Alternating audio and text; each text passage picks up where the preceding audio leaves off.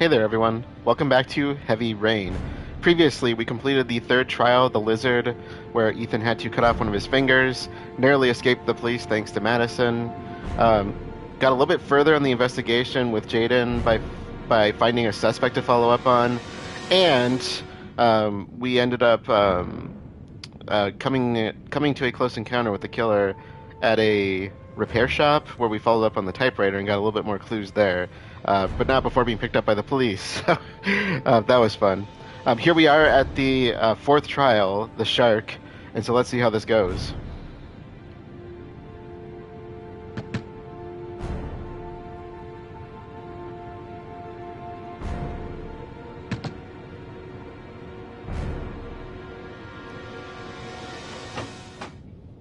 Yeah? What do you want? Just to kill you, don't worry. Oh, fuck it. I said 1,000 times that I'd... Hey! Take it easy, man, huh? Keep cool. What do you want? Dope?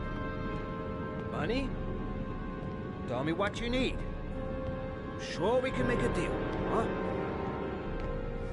God, I'm gonna blow your brains out, you son of a bitch! Oh boy. Coming to my house and steal my dope? You'll be shooting up in hell, motherfucker! Will you stop fucking moving? No asshole!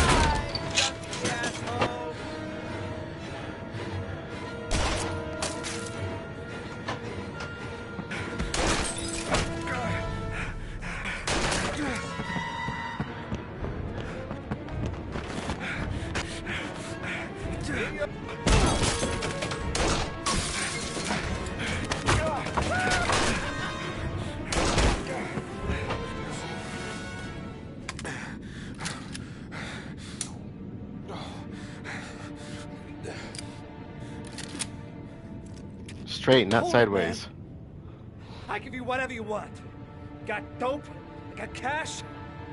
You want some dope? Please. Please don't kill me, man. I got children. These my girls, see? This one's Sarah. And the little one, that's Cindy. Please, man. I want to see them again. Please. Please don't shoot. I actually kind of feel bad for this one, but let's do it. I'm a father too. But I have no choice.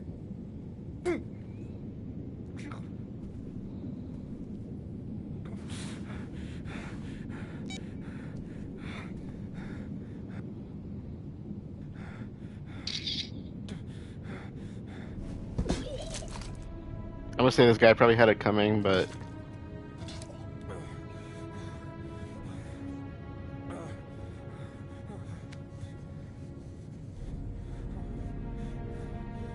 I guess who are we to judge in the end?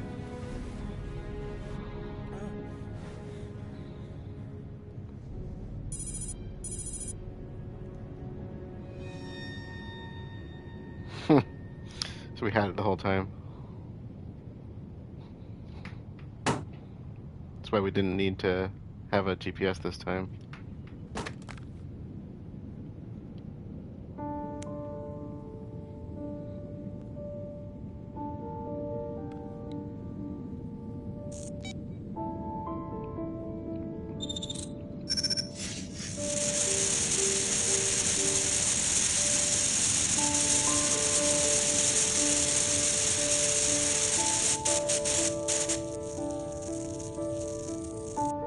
That's getting really close to the bars.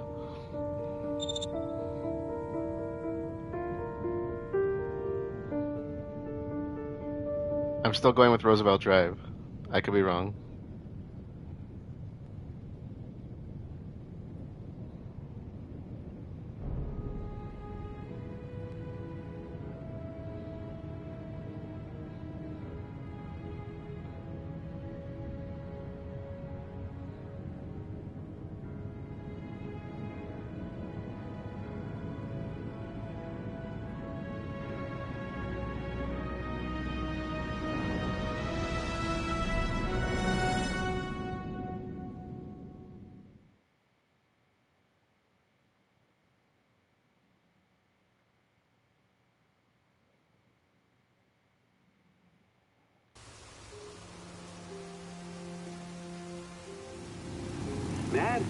Sam.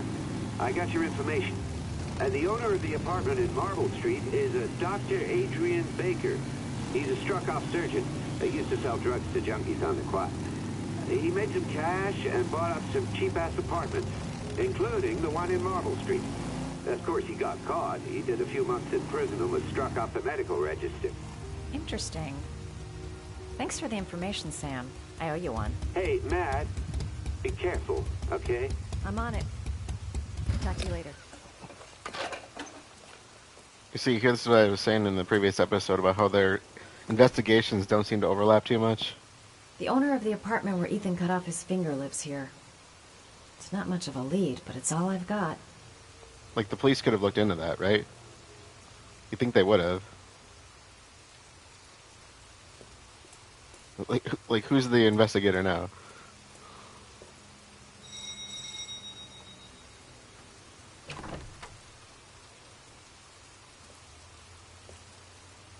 Hi.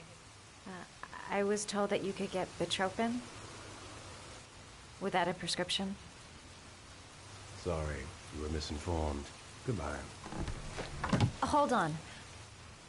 I really need your help here. I can pay. Well, why didn't you say so? Please, come in.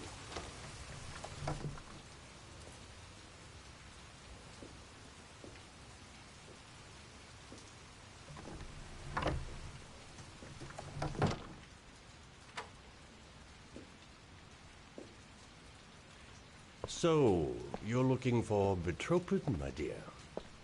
Are you having trouble sleeping? How much do you need? I don't know, about 3-4 boxes. Well, no, that shouldn't be a problem. Would you like a drink? I was just about to have one. Sure, why not?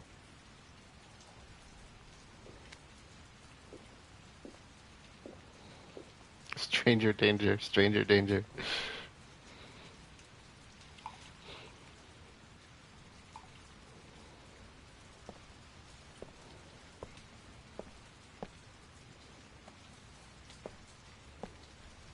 I haven't seen you around here before. Who told you about me?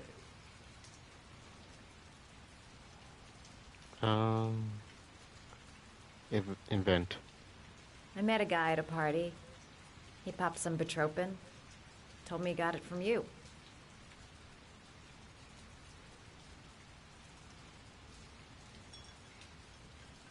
Can you get other types of medicine? Don't drink that. Everything has a price, my dear. What about you? Do you have a price? Forget it. I'm not for sale. I heard you had some apartments for rent. I'm looking. Sorry, darling. Those are all booked up. Shame. I was looking for something around Marble Street. That got his attention.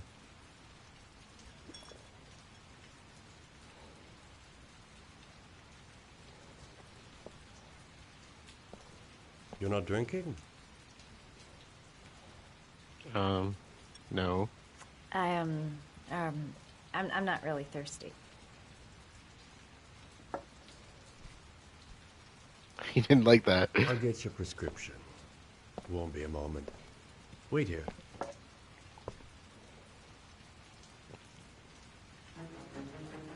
That guy gives me the creeps. Yeah, no I better shoot. take a look around to see if I can find anything before he gets back. I think I know where to go. I think.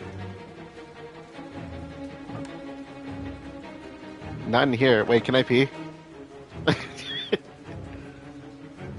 I was gonna say, oh my god, if it lets me pee. We're not gonna find anything in here.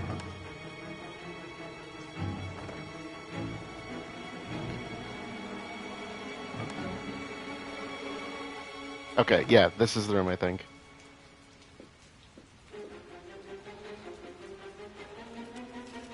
There we go. Okay, let's get the heck out of here. Don't make a sound. He's near.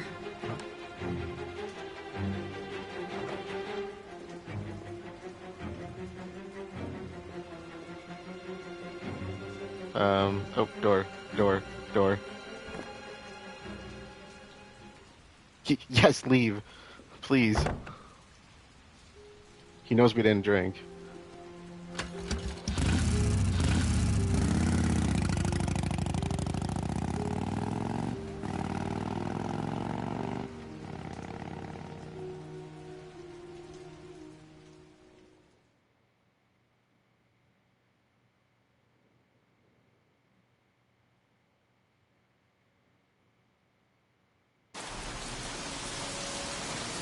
I'll just say that could have gone very differently.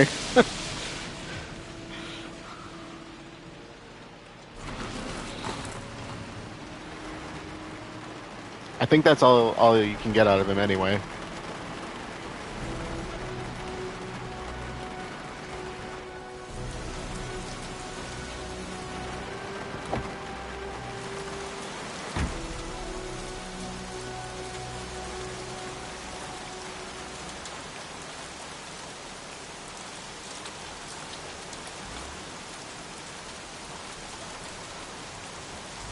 Can you stop that thing?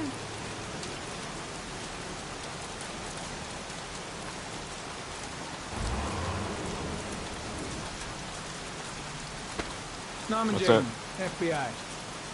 Can we talk for a minute? I'm listening. That's Can we go okay. inside? Really.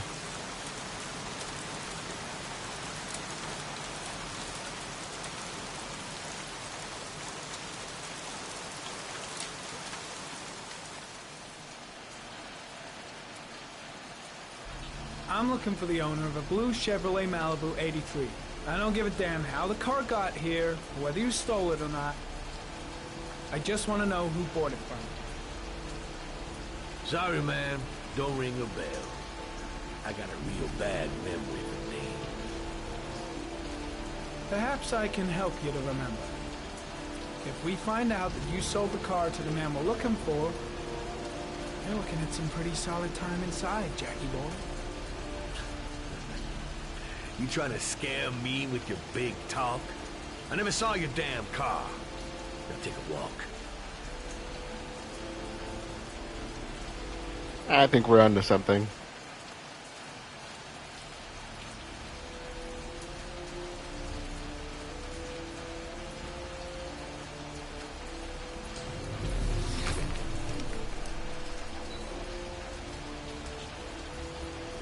Blood.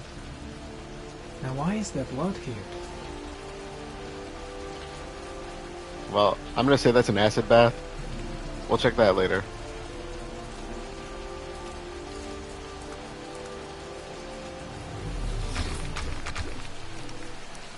There we go.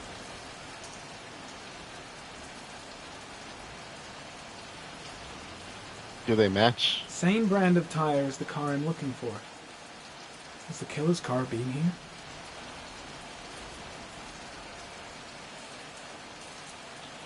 More blood.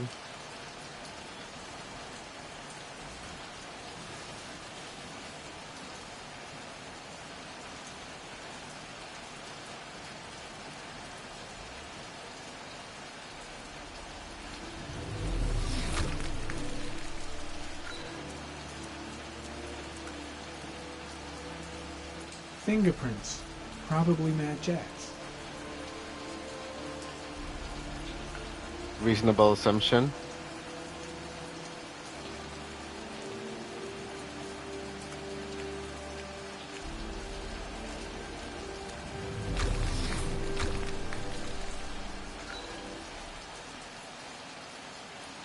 Jackson Neville. I forget that's his name.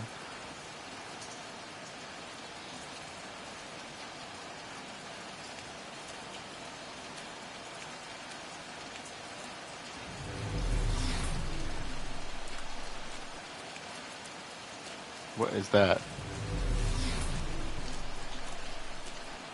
There's a kind of a mist in the air.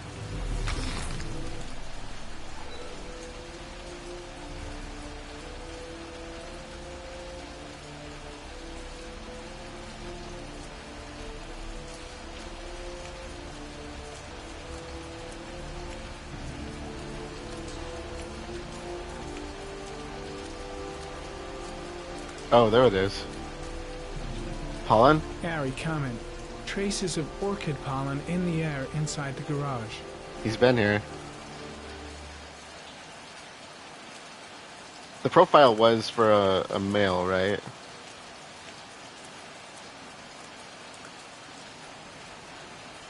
Because like otherwise, I don't want to. You don't want to Size make 13. Must be Matt Jack's size. don't want to make assumptions, right? Size 10. Most likely a visitor.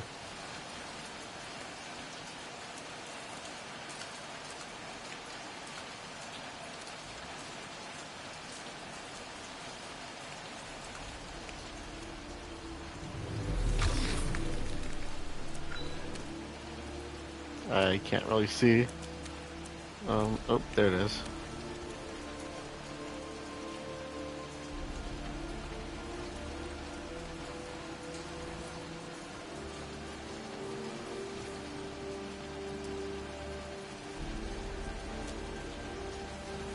Merry Christmas.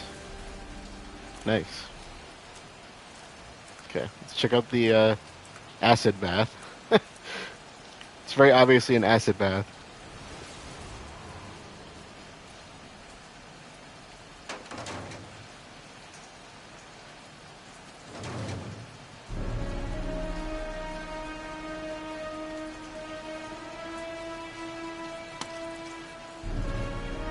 One of your cop buddies asking too many questions. I had to solder up his little mouth. Hands on your head, pig. I ain't got time to be playing around with you. Let's just get you out of sight and finish you off. You don't know who you're messing with, man.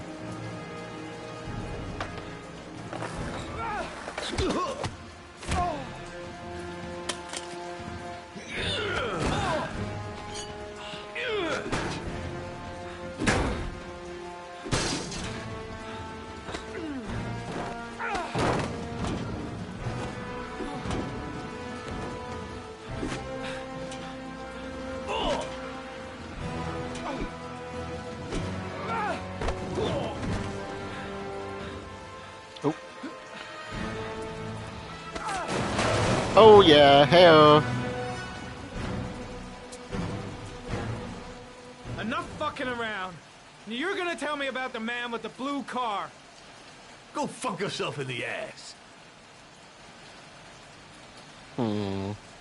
Impress. What's the impress one?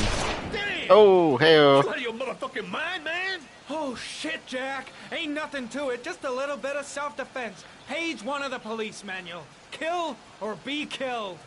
Whoa, whoa, Nice. whoa, stop, enough. I'm starting to remember some things. Mm-hmm. You be cool, I'll tell you the tale. No, I don't know nothing about the guy. He wanted me to get rid of his dirty car, get him a new one with false plates. He paid cash, and I ain't the questioning kind. Said I was supposed to drop the word to a guy named Paco down at the Blue Lagoon when the car was done. Now that's all I know.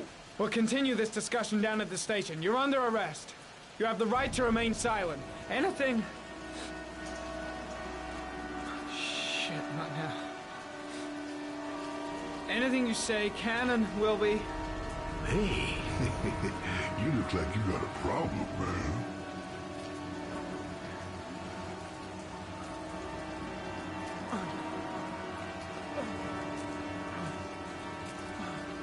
Come on, we got it.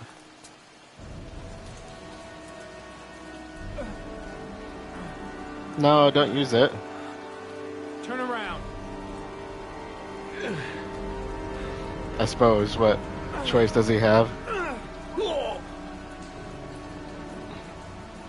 Now their investigations are starting to align a little bit.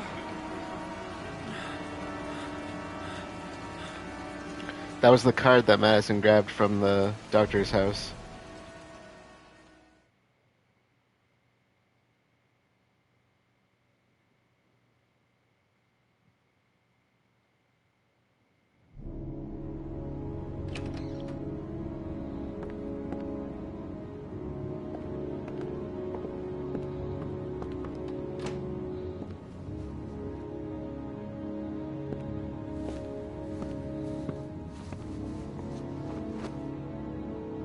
So, you think the origami killer killed Manfred? That makes sense. Didn't want him spilling his guts to us. And you suspect Gordy Kramer, right? Oh, him or one of his men. Gordy has the time and the means, not to mention the fucked up attitude to go along with it. He's only a suspect, but he's a pretty guilty-looking one. I would Are these your actually files on the agree. case? Yeah, I've been working on him for a couple of years. I built up a mountain of paperwork. Magazines about origami?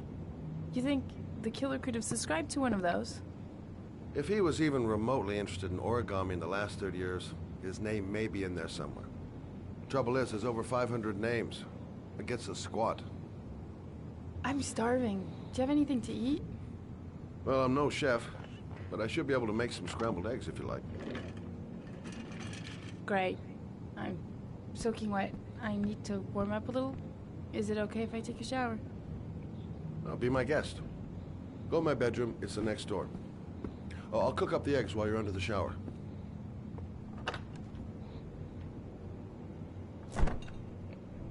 So what does this guy not do?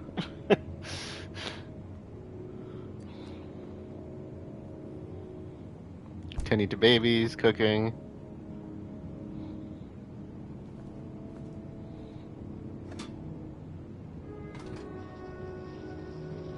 Oh, dude, no. That's not how you cook eggs.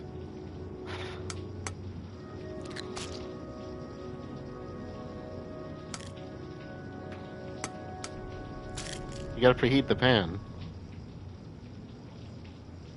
Okay, fine.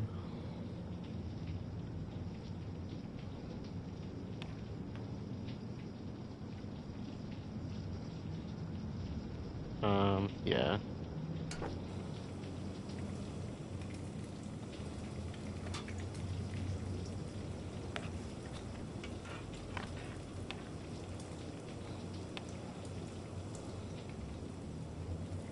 I can't remember exactly how I did this in the past. I think you just gotta keep mixing them. Oh, at least it's a gas burner, so it's hot right away. Yeah, you gotta crack them into a bowl, too.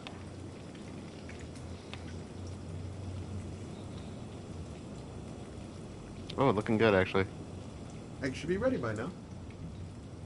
Okay, they actually do look decent. It's not quite how they look when I make them. I will say it might actually look appetizing when I'm ready. I was never much of a cook, so I've been kind of learning from my mom. I just bother her whenever I want to make something new, and she runs me through it. Hey there. I took the liberty of borrowing your bathrobe. Looks better on you. Hey, that almost looks good enough to eat. Hey, that means I did good, right? What's that? The notebook I took from Manfred's place. According to this, about 30 clients bought spare parts for Royal machines in the last 10 years. The killer may be one of them.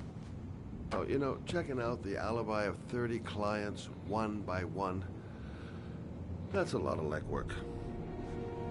Except that if we cross-check them with the list. The list of subscribers to origami magazines. You still got that, right? Yeah, of course. Lauren, wait. I would like to try the eggs. If the killer really used a Royal typewriter, and if he subscribed to an origami magazine, his name should be on both lists. Well, Lauren, I mean, that's just an assumption, but yeah, I suppose.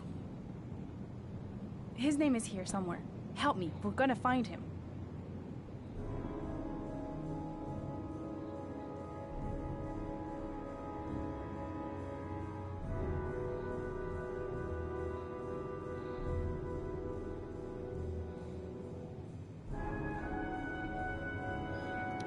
Who's doing the investigating?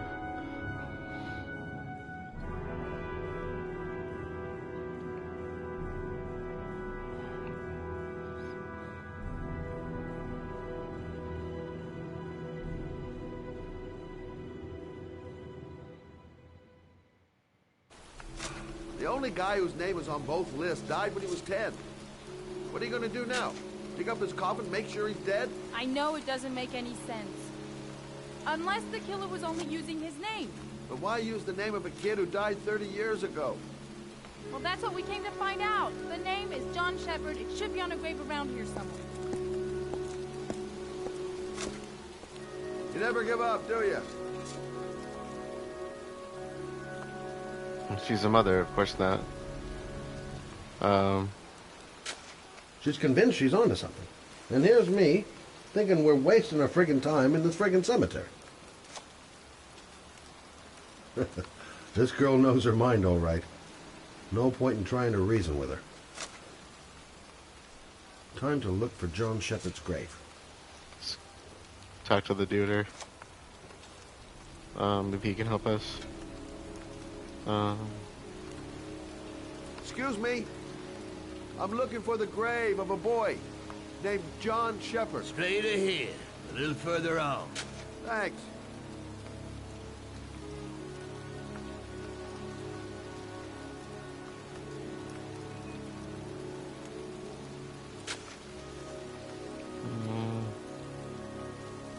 I hate cemeteries. They depress the hell out of me. I actually don't mind him. Gotta hand it to her. That girl is one really determined chick. Sits straight ahead, right?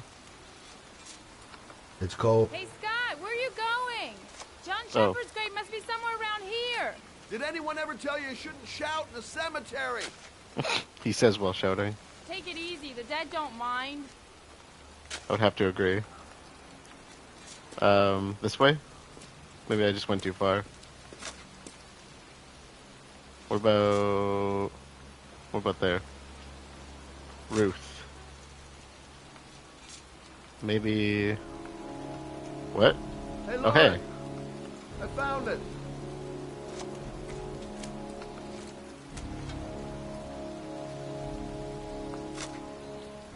These flowers are fresh.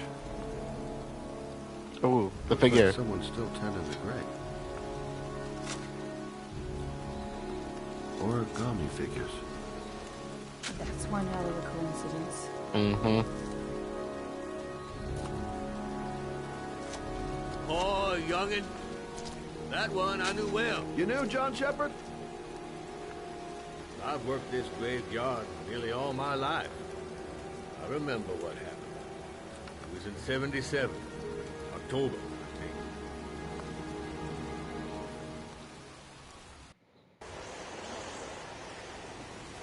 Yeah, good for nothing, hoodlum. Get the hell out of here!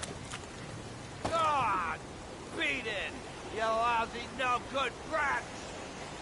Come back when your fucking mother comes home from work. He's drunk again. What are we gonna do? It's pouring rain.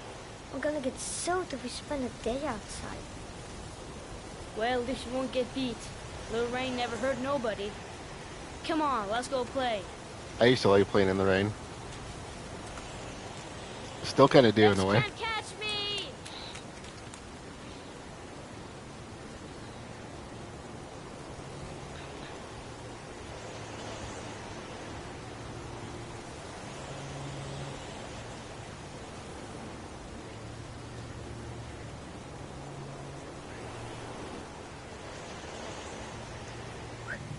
I'm here.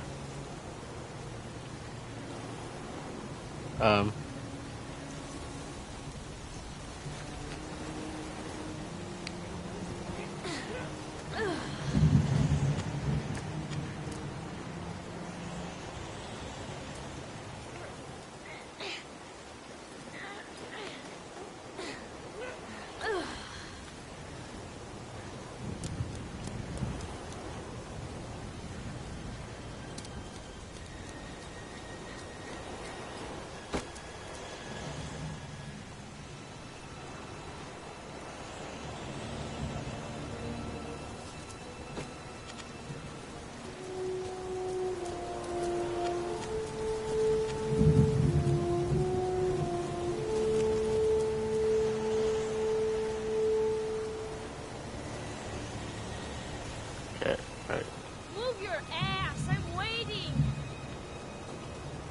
do that. I can only turn so far. Oh my god. One of those moments. Come on!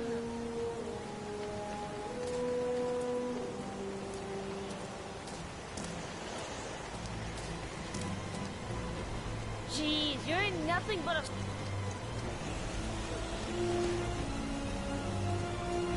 Bet you can't do that. Watch me.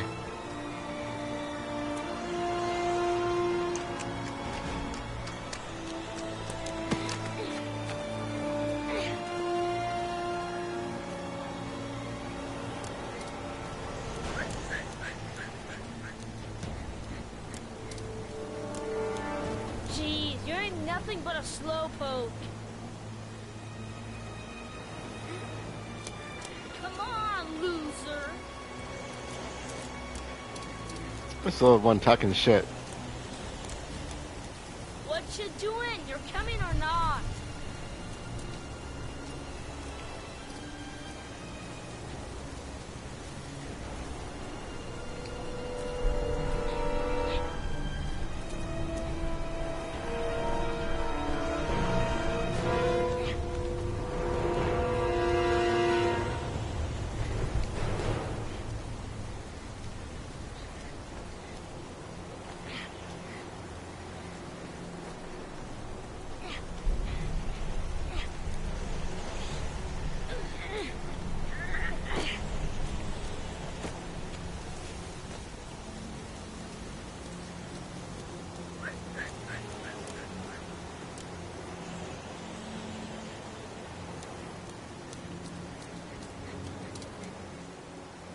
Yippee-ki-yay!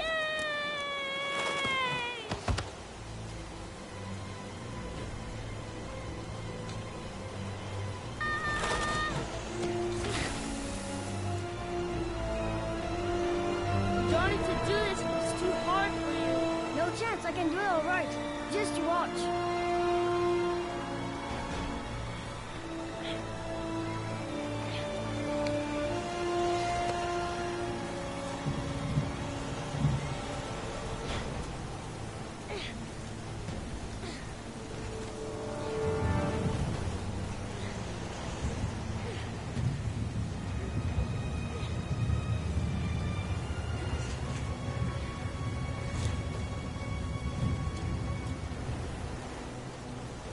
John, wait for me! Get a move on. Oh no. Don't make me balance. No.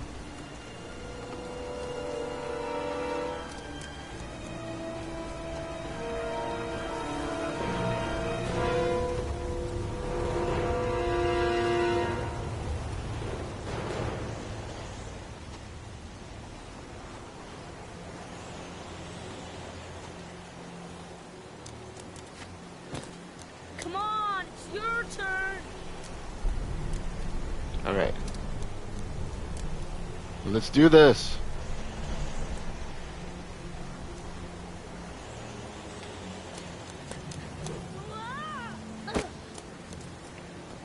It's time.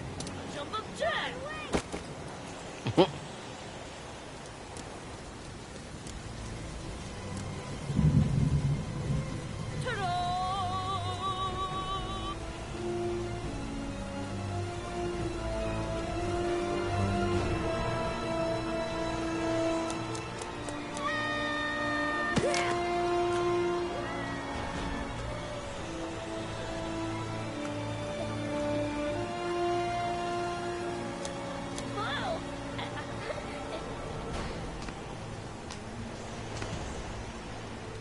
Let's play hide and seek. You go and count to 20 and try to find me, okay? 20. 1, 2, 3, 4, 5, 6, 7, 8, 9, 10. Look at me being honest. 11, 12, 13, 14, 15,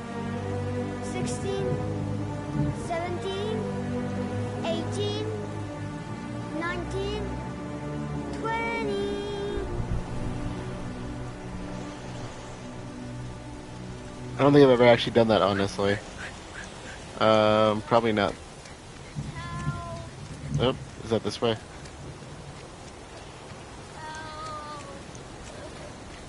Where are we going? Those cars. Oh. John! My foot. My foot is stuck. Grab on. I'll put it over there.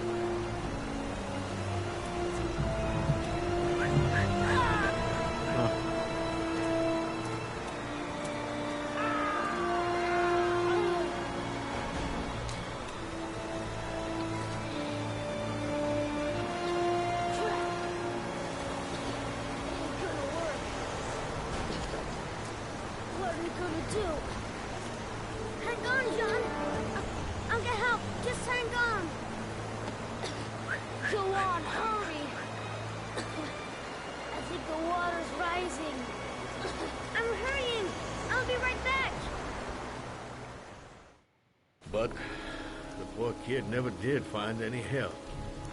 And his brother drowned in a pipe full of rainwater. The boy that lived, what happened to him? Well, all I know is he got separated from his parents. I think he got adopted. Well, looks like a storm's coming. I guess I better be getting home.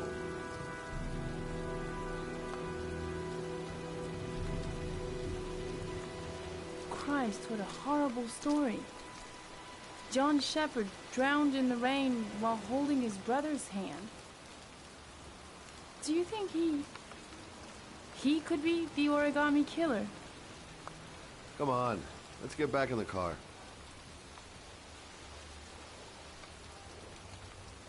There's nothing else for us here. Let's go. The kid died 30 years ago. Who's still tending the grave after all these years? There she goes again, surprising me. I don't usually like surprises. Which way did you go?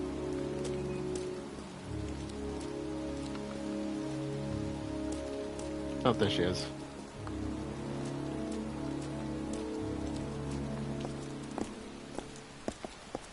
Wait. What's the matter? That man over there. Yeah? It's Charles Kramer. Gordy's father? What's he doing here?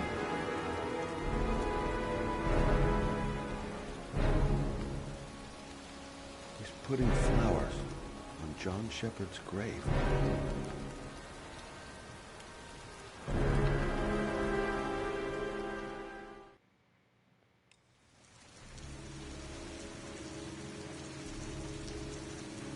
All right, that is a good place to end this episode. I know it's a bit short, but I feel like this next section is going to take a little bit longer than I want it to.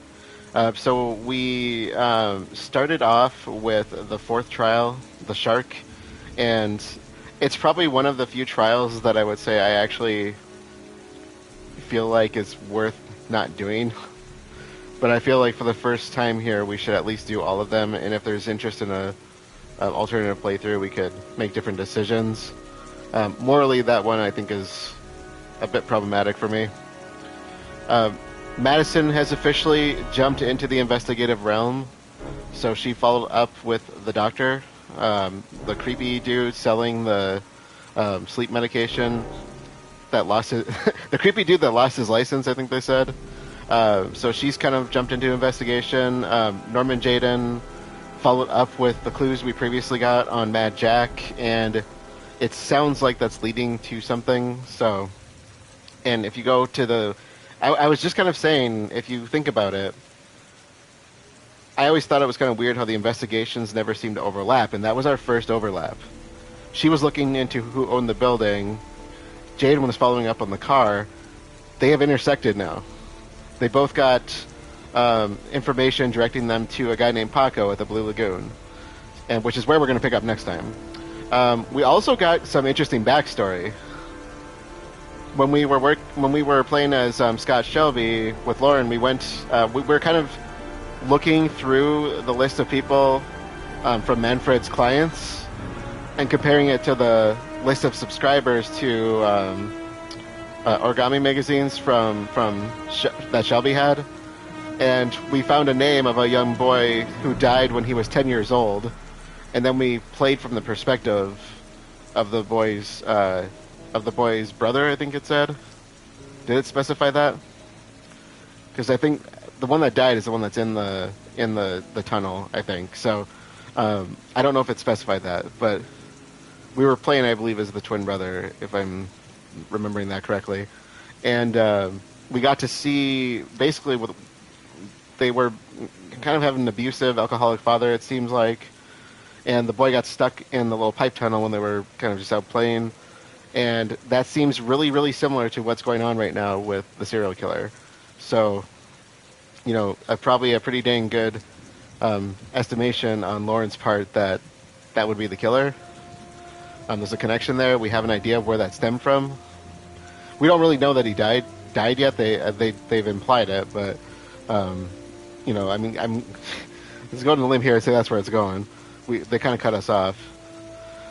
So back at the cemetery, though, we got a little bit more information as well, which I don't know necessarily if there's a connection between it, but we found on that grave an origami figure and some flowers. So somebody's been going to that grave, and who shows up but Kramer himself, the guy who called us out to the golf course for investigating his son, who not so subtly admitted to the murders.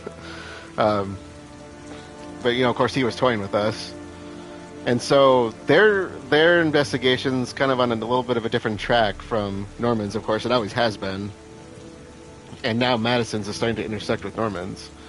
So kind of interesting in that regard. So next time, we are going to pick up with Madison's investigation. I think we are still a bit of a ways off from the 5th trial. So there's other story to kind of dive into. And so that's what we're going to pick up with. With that being said, let's close things out for this one. I'll be continuing tonight, so if you're here live, stick around. Otherwise, thank you all for joining, and I will see you all later.